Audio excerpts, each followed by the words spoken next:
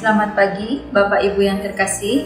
Kami dari Komisi Anak GKI Pasir Kaliki ingin menginformasikan apabila Bapak atau Ibu memiliki putra atau putri atau cucu yang berusia balita sampai kelas 8, Komisi Anak GKI Pasir Kaliki mengajak untuk bergabung bersama dengan kami mengikuti sekolah minggu yang kami adakan setiap hari Minggu pukul 8 pagi untuk kelas balita sampai kelas 3 SD melalui Zoom Meeting. Dilanjutkan pukul 9:15 untuk kelas 4 hingga kelas 6 SD, masih melalui Zoom Meeting juga. Kemudian pada pukul 10 pagi, kebaktian tunas remaja diadakan lewat Zoom Meeting, dan link Zoom Meeting dapat dilihat di Warta Jemaat atau yang tertera dalam penjelasan sebelumnya. Mari kita ajak putra, putri, cucu Bapak, atau cucu Ibu untuk dapat berjumpa dalam kasih Tuhan bersama-sama di rumah Tuhan. Tuhan Yesus memberkati kita semua. Selamat beribadah.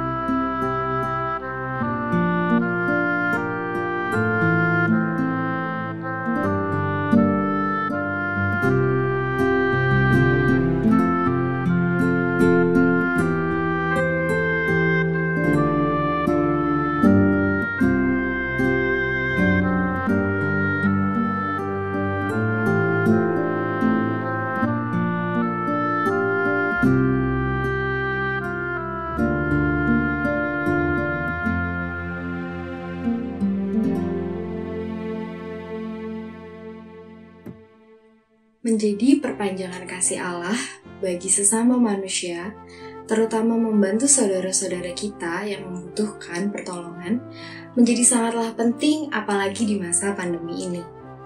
Seperti pada 2 Korintus 8 ayat 12-13. Sebab, jika kamu rela untuk memberi, maka pemberianmu akan diterima.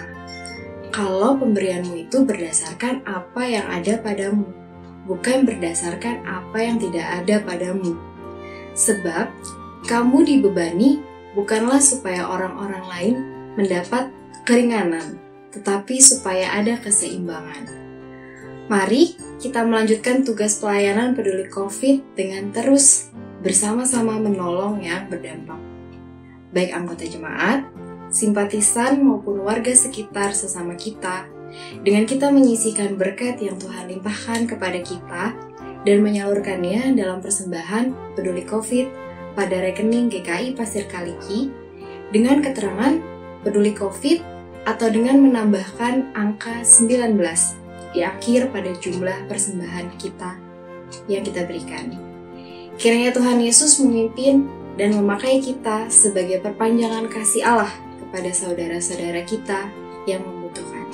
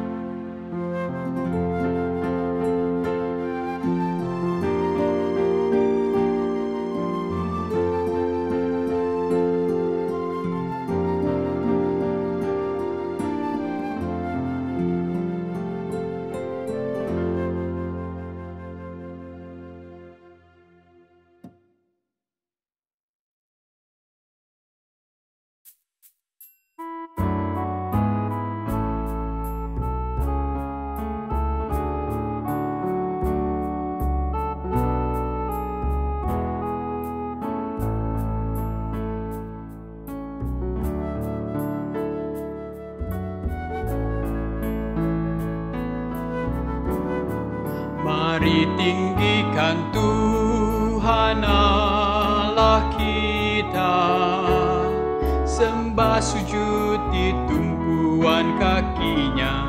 Mari tinggikan Tuhan Allah kita, kuduslah namanya. Mari tinggikan Tuhan Allah kita, sembah sujud di tumpuan kakinya. Mari tinggikan Tuhan Allah kita, kuduslah namanya. Karena Tuhan itu Raja, bangsa-bangsa gemetar. Di atas kerub Dia bertahta. Tuhan itu maha besar, mengatasi segala bangsa. Biarlah padanya mereka bersyukur. Kaulah Raja yang perkasa, yang mencintai hukum. Kau yang menegakkan kebenaran. Tuhan, Kau yang melakukan kebenaran serta hukum di antara keturunan Yakub. Mari tinggikan Tuhan Allah kita, sembah sujud di tumpuan kakinya. Mari tinggikan Tuhan Allah kita, kuduslah namanya. Musa, Harun dan Samuel menyerukan namanya. Imam dan umat ikut memohon. Dijawabnya lah mereka dari dalam tiang awan. Ketetapannya pun dipegang teguh. Dan Kau Tuhan Allah kami telah menjawab mereka. Bagi mereka Kau sang pengampun. Namun Kau juga membalas kesalahan mereka. Sebab kuduslah Tuhan kita yang besar. Mari tinggikan Tuhan Allah kita, sembah sujud di tumpuan kakinya.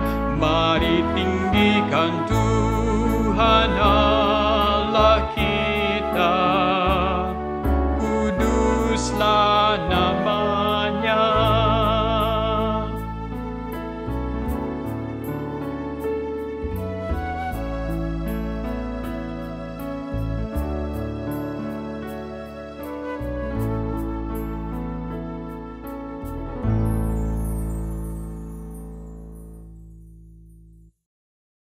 Saudara, mari kita mengaminkan kebaktian kita di Minggu Transfigurasi ini, bahwa pertolongan kita adalah di dalam nama Tuhan yang menjadikan langit dan bumi, yang kasih setianya tidak pernah meninggalkan perbuatan tangannya.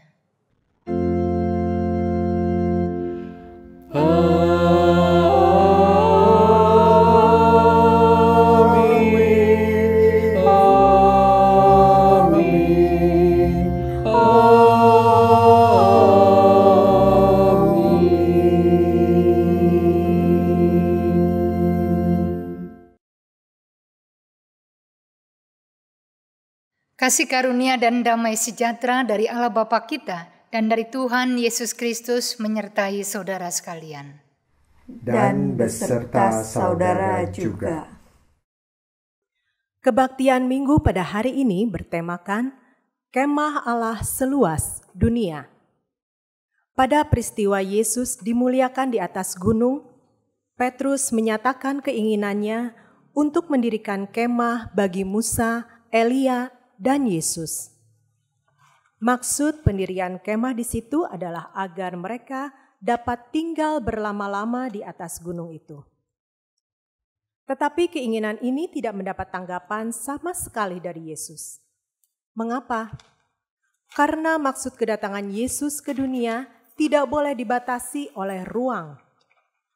Kabar baik bahwa Allah datang ke dunia untuk menyelamatkan manusia yang berdosa harus terus diberitakan. Mempercayai Yesus yang adalah Allah sendiri harus terus disaksikan.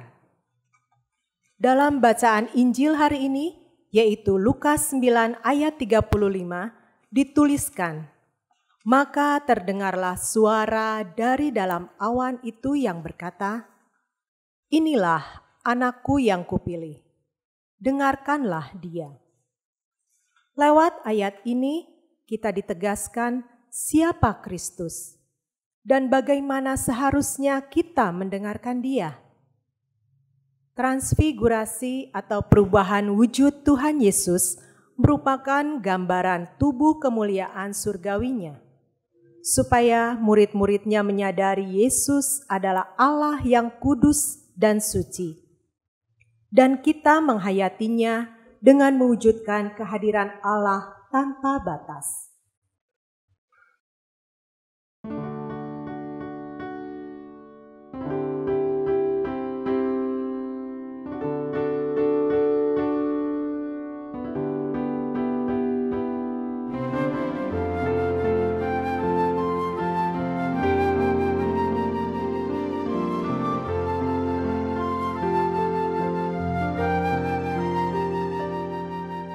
Tuhan Allah hadir pada saat ini, hai sembah sujud di sini.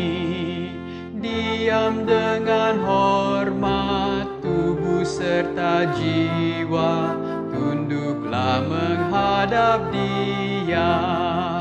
Marilah umatnya, hatimu serahkan dalam kerendahan.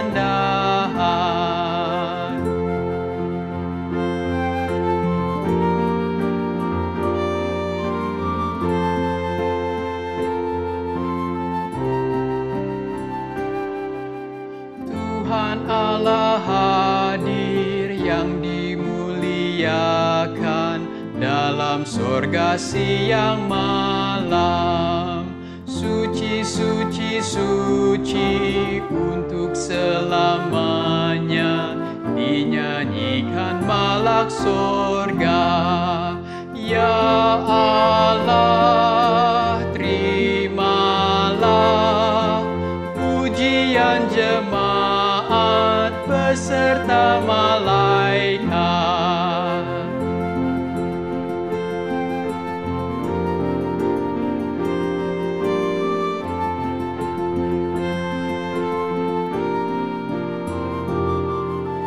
Kami menanggalkan hasrat sia-sia, keinginan manusia.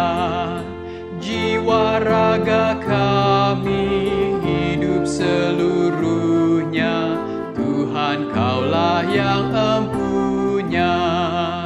Dikaulah yang esa, patut dimuliakan seberhana Allah.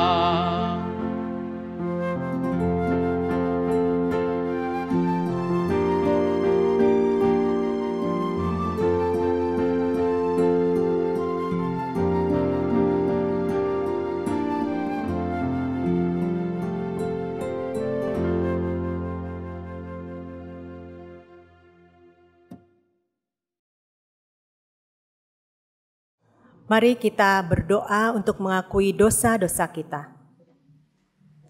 Tuhan, ampuni kami jika kami lebih banyak menuruti suara hati kami sendiri, sehingga kami mendukakan-Mu dalam keputusasaan, dalam tindakan, dan sikap yang kami tunjukkan dalam hidup kami. Kami kadang menyakiti hati sesama kami dan orang-orang yang dekat dengan kami. Ampuni kami Tuhan, kuduskan dan layakkanlah kami di hadapan-Mu. Ajar kami untuk dapat mendengarkan suara-Mu. Dalam nama Yesus Kristus kami berdoa. Amin.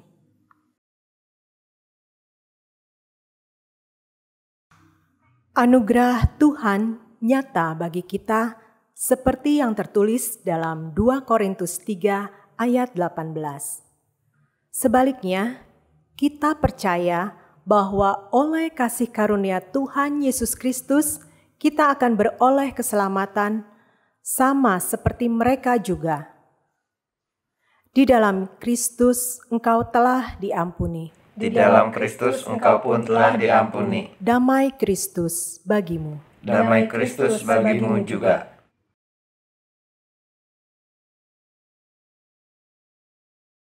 Mari kita bersama menaikkan doa sebelum kita membaca Alkitab. Kita berdoa.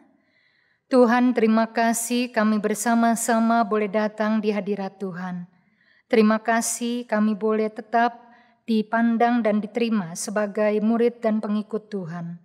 Dan biarlah dengan identitas kami sebagai murid Tuhan, kami mau terus belajar, mencari kehendak Tuhan, dan juga melakukan keinginan Tuhan di dalam hidup kami.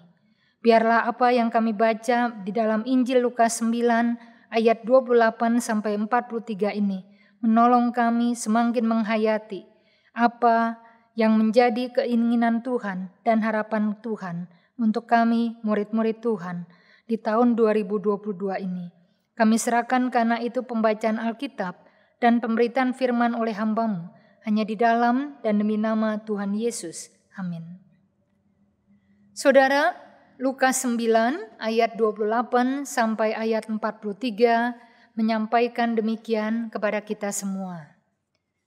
Yesus dimuliakan di atas gunung. Kira-kira 8 hari sesudah segala pengajaran itu, Yesus membawa Petrus, Yohanes, dan Yakobus lalu naik ke atas gunung untuk berdoa. Ketika ia sedang berdoa, rupa wajahnya berubah dan pakaiannya menjadi putih berkilau-kilauan. Dan tampaklah 2 orang berbicara dengan dia, yaitu Musa dan Elia. Keduanya menampakkan diri dalam kemuliaan dan berbicara tentang tujuan kepergiannya yang akan digenapinya di Yerusalem. Sementara itu Petrus dan teman-temannya telah tertidur. Dan ketika mereka terbangun, mereka melihat Yesus dalam kemuliaannya dan kedua orang yang berdiri di dekatnya itu. Dan ketika kedua orang itu hendak meninggalkan Yesus, Petrus berkata kepadanya, "Guru, betapa bahagianya kami berada di tempat ini. Baiklah kami dirikan sekarang 3 kemah, 1 untuk engkau, 1 untuk Musa, dan 1 untuk Elia." Tetapi Petrus tidak tahu apa yang dikatakannya itu. Sementara ia berkata demikian, datanglah awan menaungi mereka.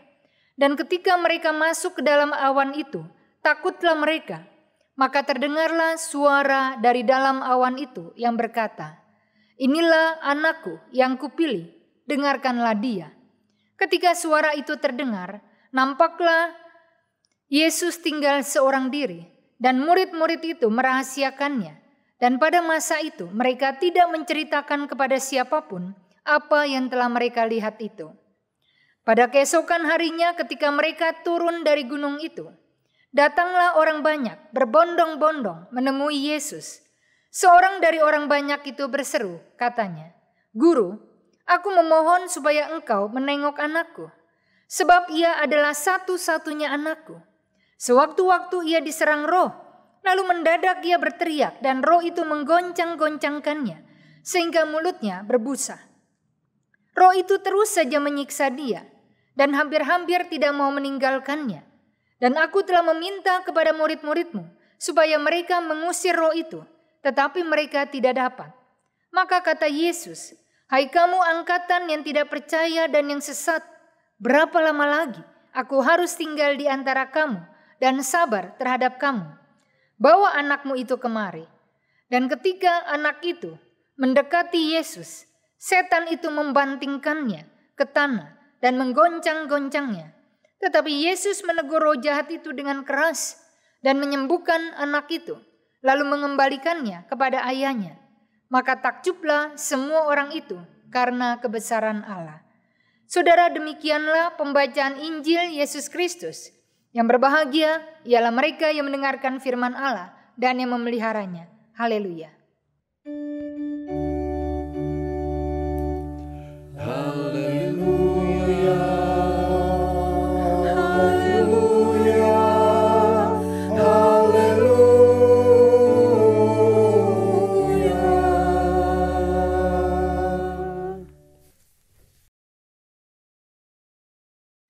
Saudara, seorang pria Kamboja yang pernah ditahan oleh Pol Pot di dalam kamp konsentrasinya pernah memberi kesaksian di satu kegiatan penginjilan yang dilakukan oleh Billy Graham di Manila. Dia menceritakan tentang pengalamannya ketika dia berada di dalam kamp konsentrasi Pol Pot itu. Ketika itu dia mengira umurnya tidak akan lama lagi. Itu sebab dia ingin menghabiskan banyak waktu bersama-sama Tuhan untuk mempersiapkan dirinya menyambut kematiannya itu. Tapi dia selalu merasa tidak punya waktu untuk menikmati kebersamaan dengan Tuhan. Karena selalu saja ada para penjaga yang meneriakin para tahanan untuk terus bekerja, dan bekerja.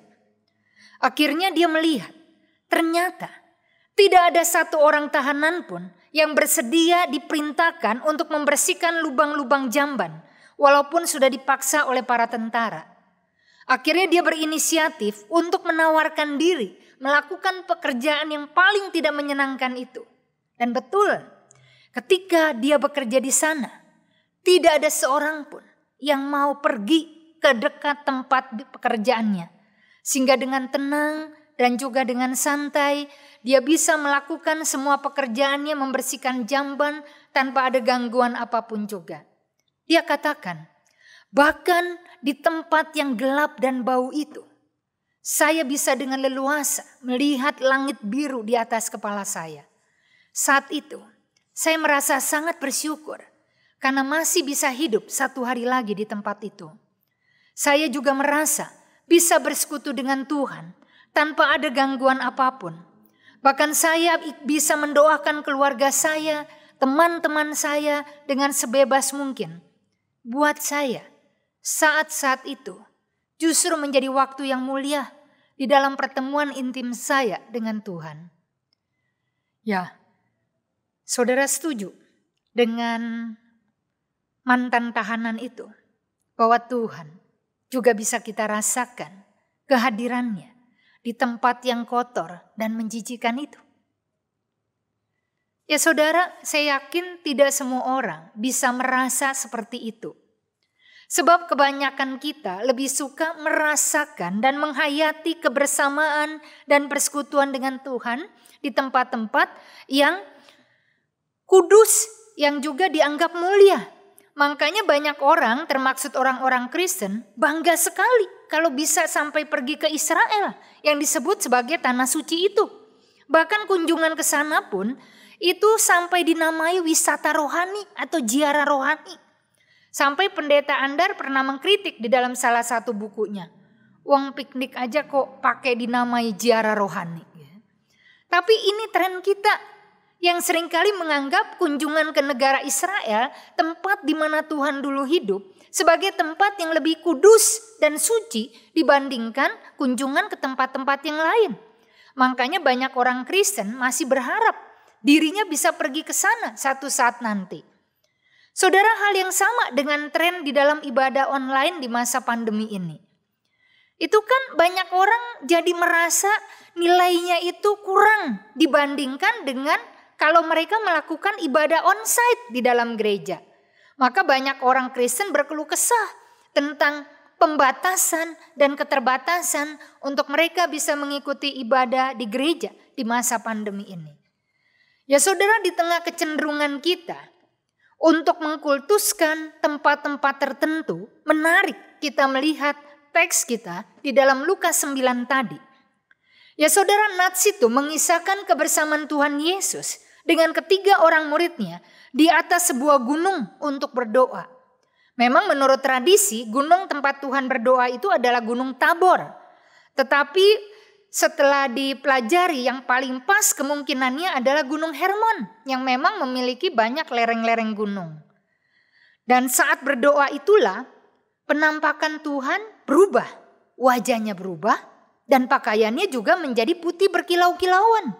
Bukan itu saja, ternyata ada dua orang yang terlihat sedang berbicara dengan Tuhan, yakni Musa dan Elia. Tokoh-tokoh yang sangat dipentingkan dan dimuliakan oleh orang-orang Yahudi. Dan ketiganya itu terlibat berbicara tentang tujuan kepergian Tuhan yang akan segera digenapinya di Yerusalem. Dan ketika asik berbicara itulah ketiga murid yang awalnya tertidur tiba-tiba terbangun. Sehingga mereka bisa melihat keadaan Tuhan di dalam kemuliaannya itu.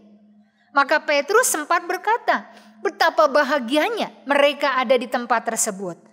Makanya dia berhasrat bisa mendirikan 3 kemah.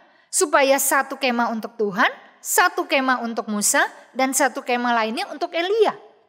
Ya saudara, setelah berucap demikian, tiba-tiba datang segumpal awan menaungin ketiga orang itu.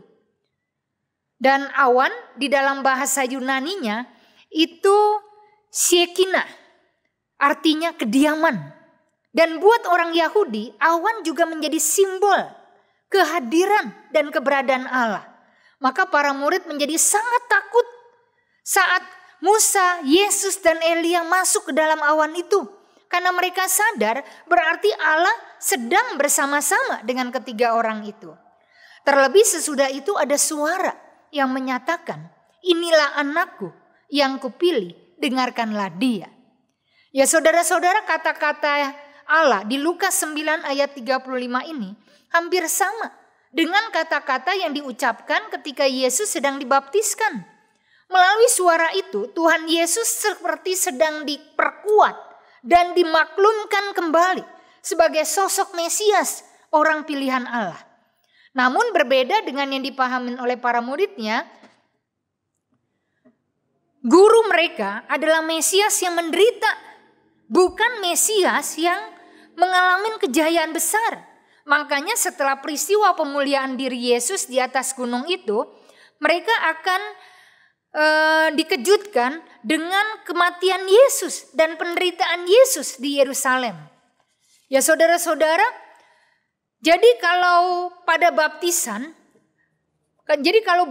itu adalah awal pelayanan Tuhan sebagai Mesias yang berkarya di tengah orang banyak, maka pemuliaan diri Yesus di atas gunung ini merupakan pendahuluan dari masa untuk dia mengalami penderitaan dan juga kesengsaraan dirinya. Tapi para murid belum memahami hal ini. Bahwa pemuliaan di atas gunung itu akan menunjuk pada kemuliaan yang juga akan Yesus alamin sesudah penderitaan dan kematian dirinya nanti. Dan walaupun tidak sesuai harapan mereka, para murid diingatkan oleh suara itu untuk mau tetap mendengarkan orang pilihan Allah itu. Kata dengarkan dalam bahasa Yunaninya akuete, artinya mengerti, mempelajari, mentaati, dan menyimak. Ya, dengan kata dengarkanlah ini, Allah mau sekalipun nanti para murid Yesus akan mengalami guncangan besar dengan apa yang mereka lihat pada diri gurunya, mati di salib, yang dipandang merupakan kematian aib dan kutukan itu. Tetapi mereka tidak perlu ragu kalau Yesus betul-betul adalah Mesias, orang yang dipilih Allah dan yang sudah mengalami hadirat Allah. Dan betul, keesokan harinya mereka berempat pun turun dari atas gunung itu. Dan saat itu orang banyak sudah berkumpul, ingin menjumpai Tuhan. Bahkan ada yang memohon agar Yesus mau menyembuhkan anaknya yang sedang kerasukan setan.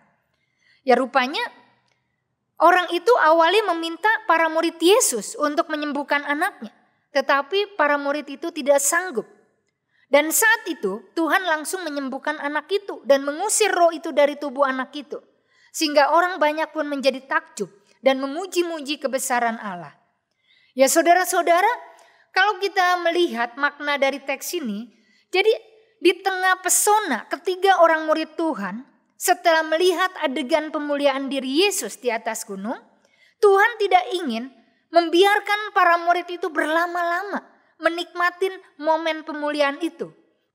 Makanya dia segera membawa para murid turun dari gunung untuk melihat realitas kehidupan yang ada di bawah gunung, yang sangat bertolak belakang dengan adegan yang terjadi di atas gunung. Beda dengan momen keindahan, ketentraman, kesyaduhan di atas gunung, di bawah gunung ada banyak kesedihan, kesakitan, penderitaan. Itu sebab para murid Yesus tidak boleh hanya berdiam diri, menikmati ketenangan dan kesenangan dan kenyamanan dirinya. Mereka harus sadar ada banyak penderitaan di sekitar hidup mereka. Mereka harus paham hidup ini sulit, menyakitkan, dan juga berat. Jadi para murid Yesus tidak boleh berdiam diri dan berpangku tangan saja tanpa berbuat apapun. Maka Tuhan juga tidak menyambut rencana dan keinginan Petrus untuk mendirikan 3 buah kemah di atas gunung itu. Sebab seluruh dunia ini sebetulnya merupakan kemah Allah, alias tempat kehadiran Allah. Seluruh dunia ini adalah panggung untuk para muridnya mendengarkan orang pilihan Allah itu dan berkarya secara nyata bagi orang-orang di sekeliling mereka. Itu sebab kita tidak boleh diam-diam saja. Kita tidak bisa cuman berpangku tangan, menonton kesakitan, kesulitan, dan pergumulan orang banyak. Dari tempat kita yang nyaman, kita harus berbuat nyata, memperlihatkan Allah memang hadir di dunia ini melalui karya konkret kita kepada sesama kita itu. Nah, pertanyaan saya, sudahkah kita mendirikan kemah Allah ini di tempat tinggal kita masing-masing? Sudahkah orang-orang dunia ini merasakan kehadiran Allah melalui karya-karya nyata kita? Ya saudara-saudara, bagaimana sebagai pengikut Yesus kita mendirikan kemah Allah yang seluas dunia ini dimanapun kita tinggal dan berada? Ini menarik untuk menyimak apa yang pernah dilakukan oleh Frank Loba, pendiri gerakan pemberantasan buta huruf modern. Jadi sebelum dia bangun dari tempat tidurnya, Loba itu selalu mencoba menghayati kehadiran Tuhan di dalam kehidupan dan pikirannya melalui permainan yang dia sebut permainan dari menit ke menit.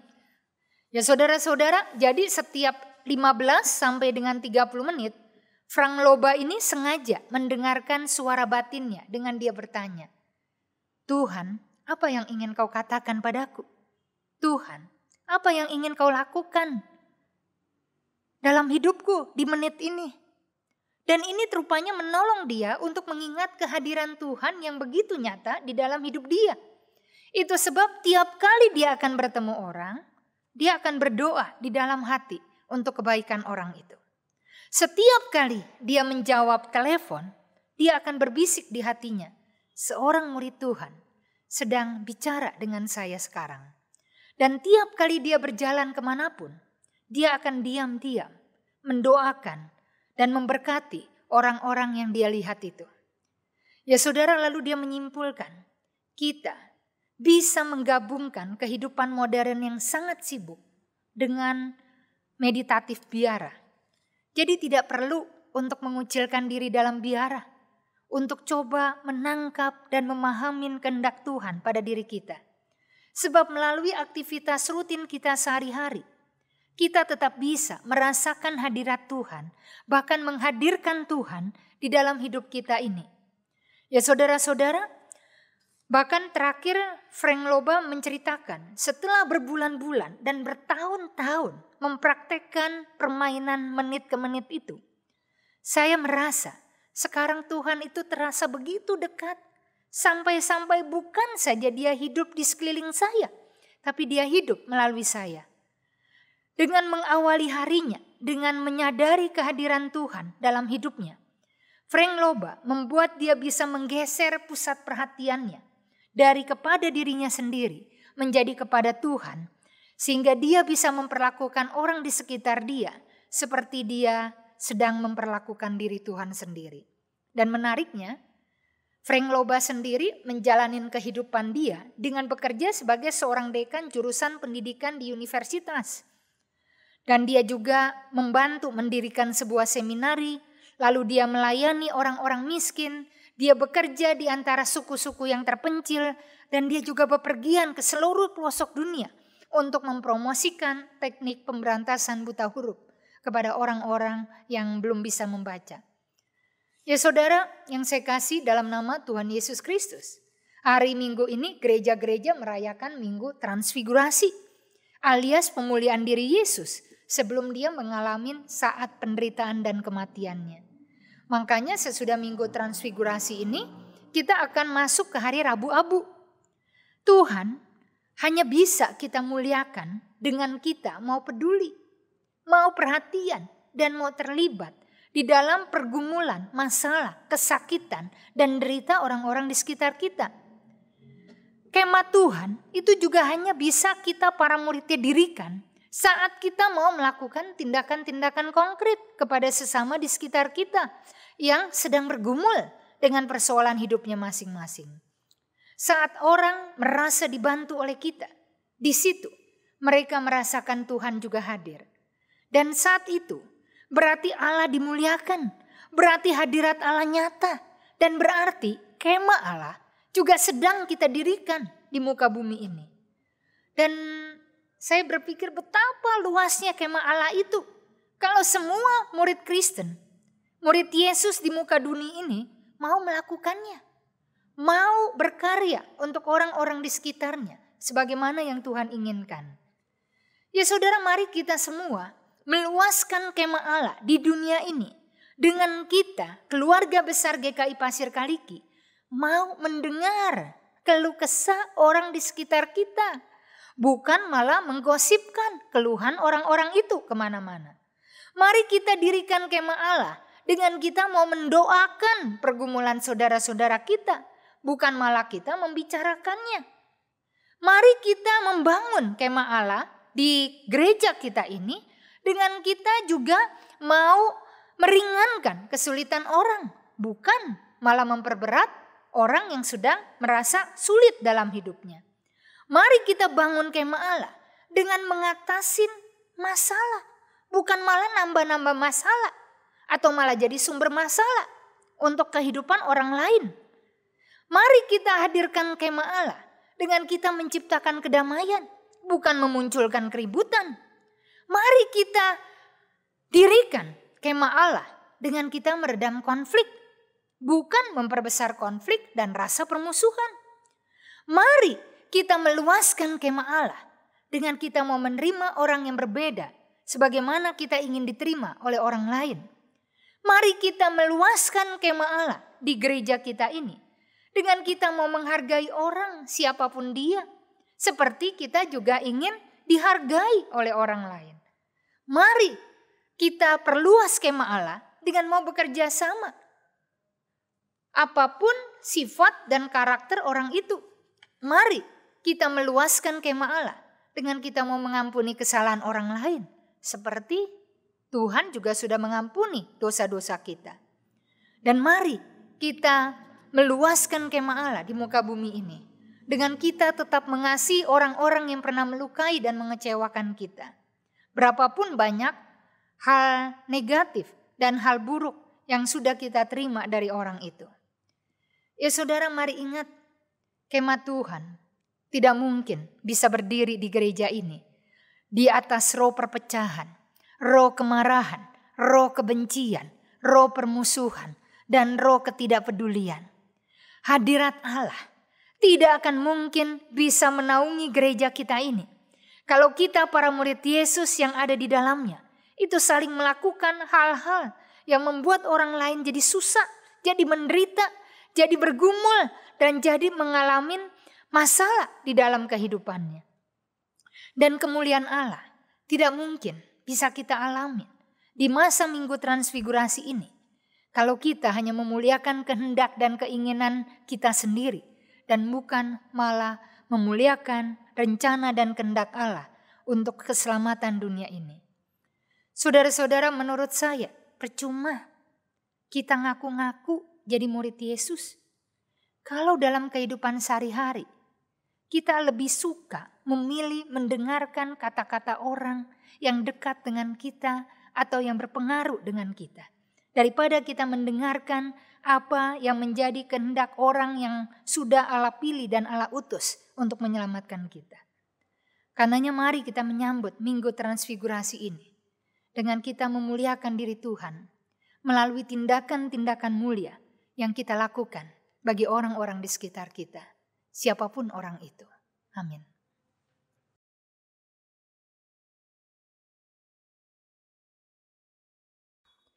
Marilah kita bangkit berdiri untuk bersama dengan umat Allah di masa lalu, masa kini, dan masa depan, mengingat pengakuan pada baptisan kita menurut pengakuan iman rasuli. Aku percaya kepada Allah, Bapa yang Maha Kuasa, Halik langit dan bumi, dan kepada Yesus Kristus anaknya yang tunggal Tuhan kita, yang dikandung dari Roh Kudus, lahir dari anak darah Maria, yang menderita sengsara di bawah pemerintahan Pontius Pilatus, disalibkan, mati dan dikuburkan, turun ke dalam kerajaan maut. Pada hari yang ketiga, bangkit pula dari antara orang mati, naik ke surga, duduk di sebelah kanan Allah, Bapa yang Maha Kuasa. Dan dari sana Ia akan datang untuk menghakimi orang yang hidup dan yang mati. Aku percaya kepada Roh Kudus, gereja yang kudus dan am, persekutuan orang kudus, pengampunan dosa, kebangkitan orang mati, dan hidup yang kekal. Amin. Mari kita menaikkan doa syafaat. Tuhan, terima kasih. Engkau telah membuat dirimu begitu hina, begitu menderita untuk kebaikan kami, untuk juga keselamatan kami. Biarlah ya Tuhan, masa-masa kami mempersiapkan diri menyambut minggu penderitaan Tuhan, kami juga mau belajar untuk meneladani Tuhan. Kami rela untuk mempermuliakan orang-orang yang sudah Tuhan muliakan melalui kematian dan juga kebangkitan Tuhan. Mampukan kami untuk menganggap berharga, menganggap penting semua orang di sekitar kami, siapapun orang itu. Sehingga dengan itu kami menghadirkan Tuhan di dalam diri kami. Mampukan kami untuk juga bisa mendirikan kemah Allah di dalam hidup kami semua, dimanapun kami tinggal dan berada. Sehingga apapun yang kami lakukan, orang merasa Tuhan beserta dengan kami dan mereka. Apapun juga yang kami lakukan, orang juga mengalami kebaikan dan pada akhirnya mempermuliakan Allah di dalam kehidupannya.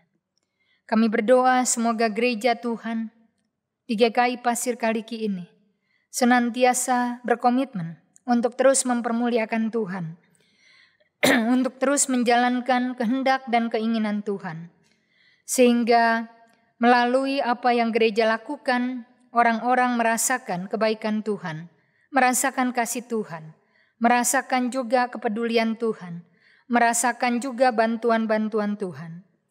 Kami berdoa karena itu, supaya majelis jemaat dan juga pendeta rewa terus Tuhan pimpin dengan hikmat Tuhan, sehingga mereka bisa menolong jemaat, menghayati panggilan Tuhan di dalam kehidupan ini, sehingga akhirnya melalui apa yang gereja lakukan, melalui program-program kerja gereja, gereja bisa membuat orang menemukan Tuhan dan akhirnya memuji kebesaran Tuhan karena hal-hal baik yang telah gereja lakukan.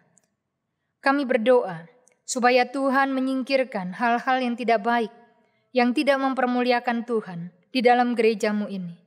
Menyingkirkan roh kebencian, menyingkirkan roh permusuhan, menyingkirkan roh perpecah belahan, menyingkirkan roh juga dendam, ataupun juga ketidakpuasan dan kemarahan.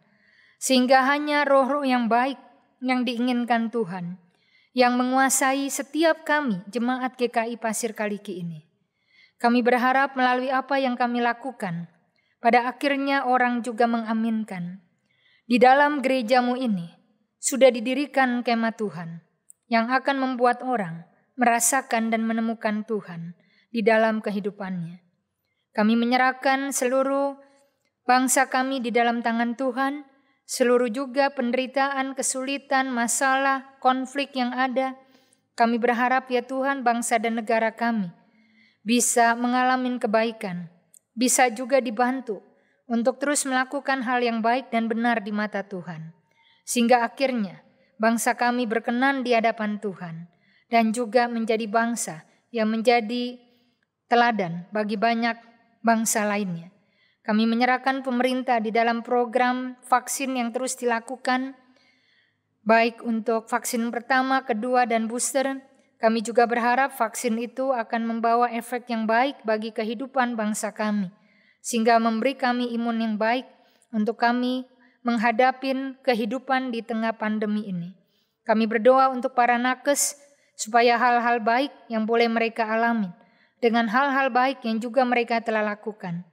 Kami berdoa untuk aparat keamanan, supaya mereka juga bisa mengalami kehidupan yang baik dan juga nyaman, walaupun mereka punya tugas berat untuk mengamankan situasi bangsa dan negara.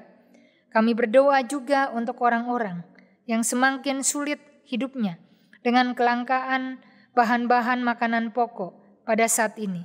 Biarlah Tuhan memampukan pemerintah kami untuk bisa memikirkan langkah-langkah yang baik sehingga distribusi kembali berjalan lancar dan apa yang menjadi kebutuhan sehari-hari bisa didapatkan dengan mudah dan murah. Kami berdoa untuk juga anak-anak sekolah supaya tetap semangat melakukan KBM secara online. Tuhan lindungi para guru yang melakukan pembelajaran di tengah masa pandemi ini. Tuhan menjaga juga para orang tua murid supaya mereka juga bisa melakukan fungsi dengan benar, mendampingi anak-anak mereka untuk memahami pelajaran dengan baik. Kami berdoa juga ya Tuhan, untuk juga keluarga kami, supaya damai sejahtera Kristus menaungi pikiran dan hati kami semua, sehingga kami bisa menghadirkan kedamaian, melakukan kebaikan, dan juga menjadi berkat bagi banyak orang melalui hidup keluarga kami. Ini doa dan seruan kami ya Tuhan. Kami serahkan di hadapan Tuhan kami Yesus Kristus, orang, utusan dan pilihan Allah itu. Amin. Umat yang dikasihi Tuhan, saat ini kita akan menyampaikan persembahan syukur. Ayat persembahan yang mendasari persembahan kita diambil dari Mazmur 99 ayat 3. Biarlah mereka menyanyikan syukur bagi nama-Mu yang besar dan dahsyat. Kuduslah Ia. Persembahan dapat ditransfer melalui nomor rekening GKI Pasir Kaliki atau dengan memindai QR Code yang tertera pada layar perangkat saudara. Dan bagi umat yang telah mempersiapkan dalam bentuk uang, dapat dimasukkan ke dalam amplop serta menghubungi tata usaha gereja atau penatua agar persembahannya dapat diambil ke tempat saudara.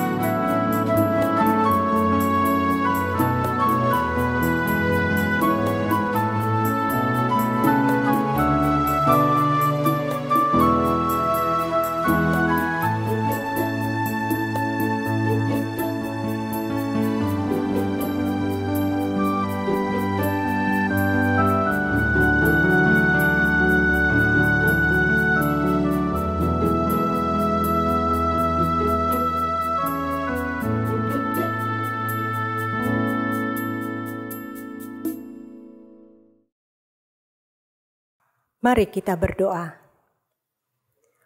Tuhan, kami sungguh bersyukur jikalau sampai saat ini kami masih diberi kesempatan untuk beribadah walaupun secara online.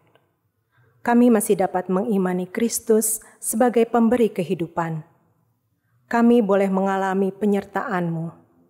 Kami boleh mengalami kasih-Mu yang begitu besar bagi kami. Oleh karena itu Tuhan, izinkanlah kami saat ini, kami bawa ungkapan syukur kami kepadamu. Di keseharian dan minggu-minggu yang akan datang, saat-saat sulit pun kami akan terus alami lagi. Biarlah Roh Kudus-Mu menolong kami untuk selalu takut akan Tuhan dan mengimani, bahkan menjalankan apa yang Engkau inginkan kami perbuat. Demi Kristus, kami serahkan ungkapan syukur ini. Amin.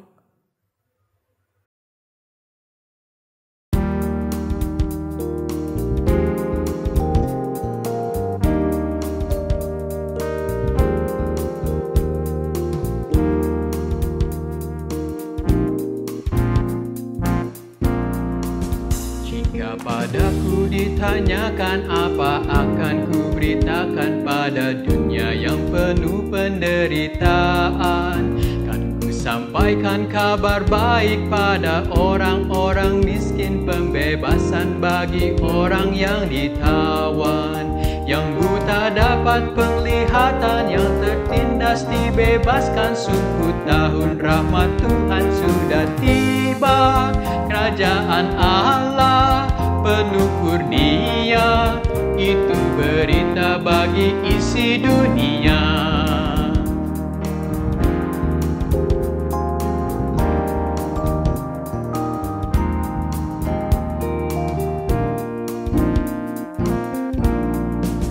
Jika padaku ditanyakan apa akan ku sampaikan pada dunia yang penuh dengan cobaan, bersaksi dengan kata tapi juga dengan karya, menyampaikan kasih Allah yang sejati. Lah tersedia bagi kita pengampunan dan anugerah keselamatan dalam Kristus puteranya. Kerajaan Allah penuh kurnia, itu berita bagi isi dunia.